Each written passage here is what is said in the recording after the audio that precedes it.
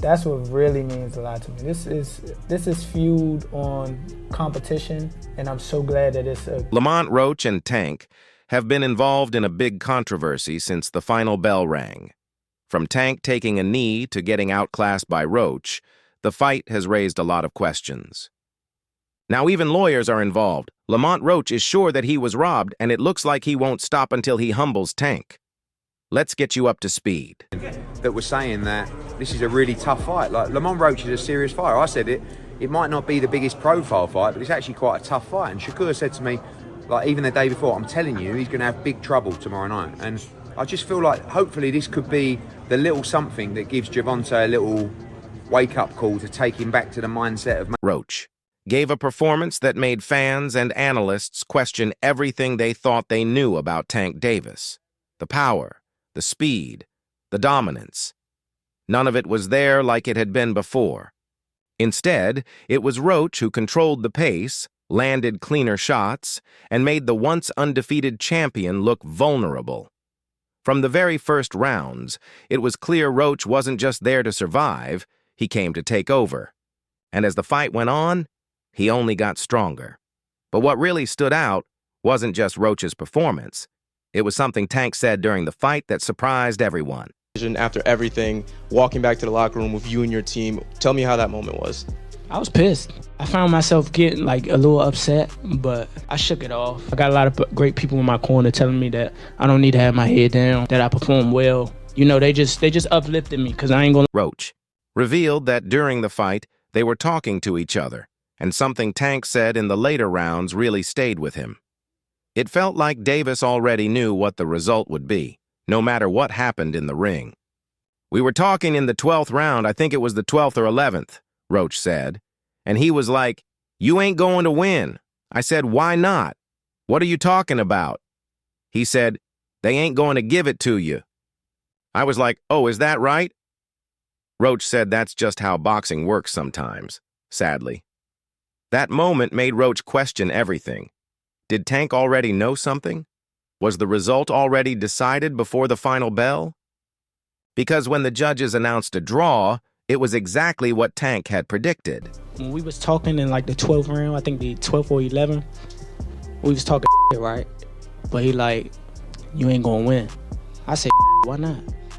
What you talking about?" He like, "They ain't gonna give it to you." I said, "Oh, is that right?" So, you know, that's how boxing... Roach wasn't the only one who felt something was wrong. Many fans watching. The Fight Live quickly went on social media to share their shock. Most people had Roach winning. Some thought it was close.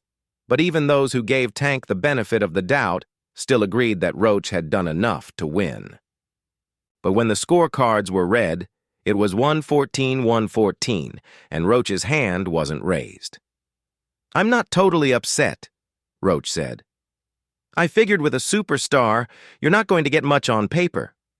But I really thought I had it, especially when they announced that score for him. I was like, oh, they're going to give me a split decision. I thought, yeah, here it comes. But then I heard 114-114, and I was just like, damn."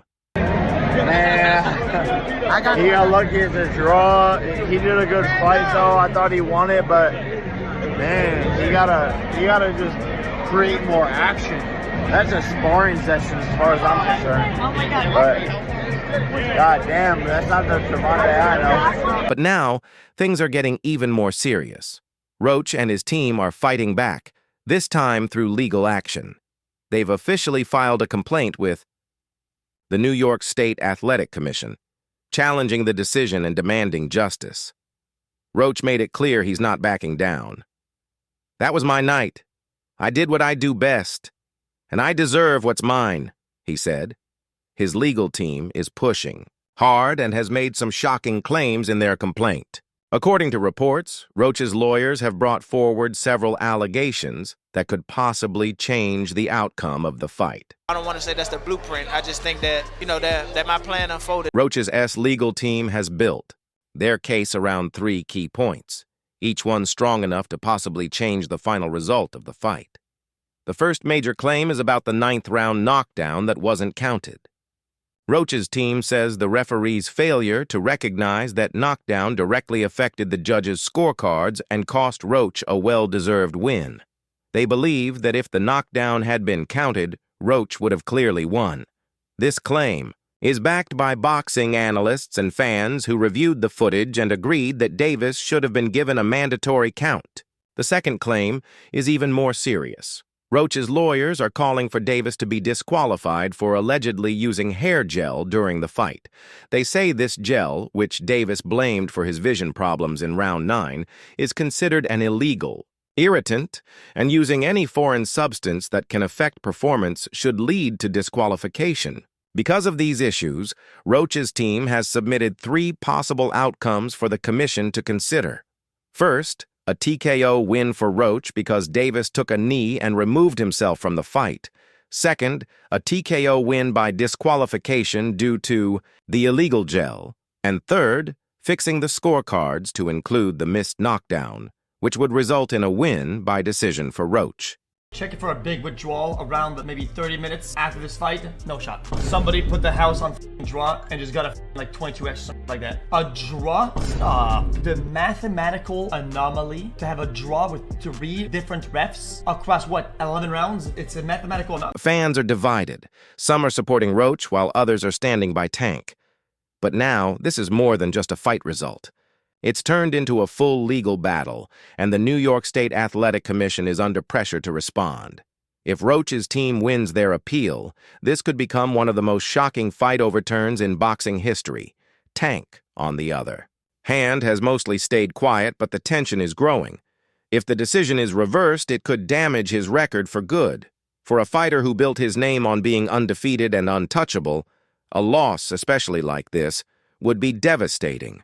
Meanwhile, fans are already asking for a rematch. The first fight had everything: intensity, controversy, and high-level boxing. And now, with all this drama outside the ring, a second fight would be even bigger. It's no longer just about settling the score. It's about proving who the better fighter really is. Roach knows what he did that night. He knows he fought the fight of his life and believes he won. Now, with the world watching, he's determined to make sure the record tells the truth, whether it happens in court or back in the ring. One thing is clear: this story is far from over. Punching output can be raised and things like that. Can be better than 32 punches? That's ridiculous. I think so. So, all right, so throw 40, maybe you get him out of there quicker and you can go home. At the center of all this is WBA President Gilberto Mendoza, who has openly admitted that the controversy surrounding this fight is too big to ignore. Mendoza has hinted that an immediate rematch might be the only way to clear things up, and talks are already happening behind the scenes to decide what the next step should be. Davis has said he doesn't want to fight Roach again right away, but if the WBA pushes forward, he might not have a choice. If Davis refuses the rematch, the WBA has the power to take away his title, which would seriously hurt his legacy. The WBA wants to send a message. Questionable judging and controversial situations won't be ignored. Forcing a rematch would show that even the biggest stars in boxing must follow the rules. Behind closed doors, the discussion isn't just about a rematch, it's also about the damage this fight may have done to boxing's reputation. Fans are upset, and the backlash hasn't gone away. Many believe Roach was robbed, and if nothing is done, it could hurt the WBA's image. That's why Mendoza and other officials are carefully thinking through all their options before making a final decision. Another big issue is how this affects Davis's future. He's been linked to possible unification fights with Shakur Stevenson and Keyshawn Davis, but if the WBA orders a rematch with Roach, those plans will have to wait. Both Stevenson and Keyshawn have shown interest in fighting Tank, and there were talks that one of those matchups could happen next. But with this controversy hanging over him, the WBA might not let Davis move forward until the rematch. I'll be honest, Lamont was very good in that pocket. Yeah, he got hit with some clean shots, but so did Tank. Tank was backed up by Lamont Roach on multiple points in that fight. Lamont landed clean shots on Tank, was able to time Tank. Tank's usually the one timing. There, see. Also the issue of Davis's reputation. He has built his career on being dominant, knocking out most of his opponents and rarely showing weakness. But the fight with Roach was different. Davis struggled in ways fans hadn't seen before, and his decision to take a knee raised serious questions. Some people are now wondering if Davis is still at his best, while others are accusing him of trying to escape when things got tough. If Davis wants to clear his name and prove he's still the fighter people feared, taking the rematch might actually be in his best interest. Stevenson said that if you can't get the rematch, he has a championship fight waiting for you. What do you think about that? That's why I love him. Genuinely speaking, man, that's what I want to do. I want to fight the best fights. You know, like I said, hopefully we can get the rematch. If not, more than likely we can get in there with Shakur because, you know, we already talked. Meanwhile, Roach and his team are keeping the pressure on. They aren't just waiting for the WBA to act. They're making sure this situation stays in the public eye. With their legal complaint already filed and the NYSAC being forced to review the matter, Roach's side is doing everything they can to push for the fight to be overturned or for an official rematch to be ordered. Roach is firm that he won the fight, and he wants either his victory recognized or the chance to prove it again in the ring. Ryan Garcia's comments have added even more fuel to an already heated situation. His frustration with boxing's governing bodies isn't just about GervontaDavis. It's also about what he believes is unfair treatment toward him. Garcia isn't just calling out the WBA and the New York State Athletic Commission for how they handled the Davis versus Roach fight. He's also making it clear that he feels personally targeted by boxing officials. When you're 1 foot out, you're going to get in the ring and you're going to have that moment where you know you got to step it up and it just won't come. I think that's what happened. His biggest argument is the inconsistency in how controversies are handled. He pointed out how his own victory over Devin Haney was overturned because of a failed drug test, which he still claims was a setup. But in his eyes, when it comes to Davis, there's hesitation to take action, even though Roach arguably did enough to win. Garcia sees a double standard and isn't afraid to speak out about it. It's not surprising that Garcia feels this way. Ever since his fight with Haney, he's been in conflict with boxing officials, constantly accusing them of being against him. The overturned result of that fight was a huge blow to his career, erasing what he considered one of his biggest achievements. Now, seeing Davis escape punishment despite the controversy surrounding his fight with Roach, Garcia believes it's proof that some fighters are protected while others get thrown under the bus. Garcia made it clear that he has no personal issue with Davis. He actually called him a great fighter and admitted that Davis... You can't spin it no other way. It's too clear.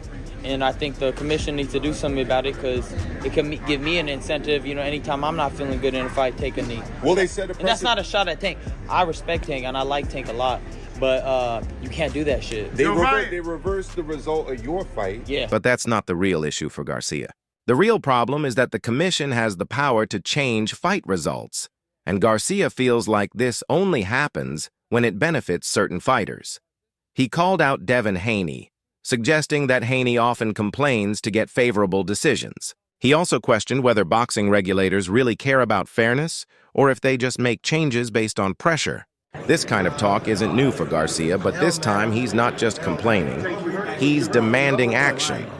He directly said that if his win over Haney was taken away, then Roach's victory should be given back to him. But he doesn't think that will happen. In his words, the boxing establishment was determined to hurt him from the start, while fighters like Davis get away with controversial results. Garcia didn't stop at calling out Davis's situation. He also criticized the referee in his fight with Haney. He said the official helped Haney survive by not penalizing him for excessive holding, and he was furious when he got a point deducted, without warning. For Garcia, it all adds up to one big conspiracy, where the rules are bent depending on who's in the ring. See who it is. Hey, who is the dude? Who is the dude? And that right there is... Then there's the issue with Osterine. Garcia is still furious about the doping controversy, insisting that it was all a setup to discredit him. While some fans have dismissed his claims as excuses, others are starting to understand his point. The timing of the failed test, how it was handled, and now the situation with Davis. All of this has made Garcia believe that boxing's power structure is corrupt and working against him. Now, Garcia is channeling all that anger toward his upcoming fight with Rolando Romero. He made it clear in his posts that he's using all his frustration as motivation and that Romero will feel the impact of it. That fight was already expected to be intense, but with Garcia feeling like he's fighting against the entire boxing system, fans can expect him to bring even more energy and intensity. What do you think about that fight that happened? You thought it was just an off night, or? Everybody has an off night. Everybody has an off night. Yeah, I had a fucking off night with fucking crew. Everyone has a fucking off night. It's fucking boxing. You want to run that back with Cruz or what? Maybe down the line. Hey, Rolly, who you got in the Canelo Crawford fight? For Garcia, this isn't just about one fight. It's about boxing's reputation. He believes Roach deserved to have his moment, but instead, the result ended in a majority draw, with Davis keeping his WBA lightweight title. According to Garcia, the referee's decision not to call the knee a knockdown completely changed the outcome of the fight. If Roach had been given a 10-8 round, he would have won on the scorecards. This, Garcia insists, is exactly the kind of inconsistency that frustrates both fans and fighters alike. I had it close. I wouldn't argue with whichever way people want to steer it, whether Tank won, whether Lamont won, whether they had it a draw. You know, it was a solid fight, you know, despite the fucking taking the one knee. Yeah. But outside of that, I thought it was a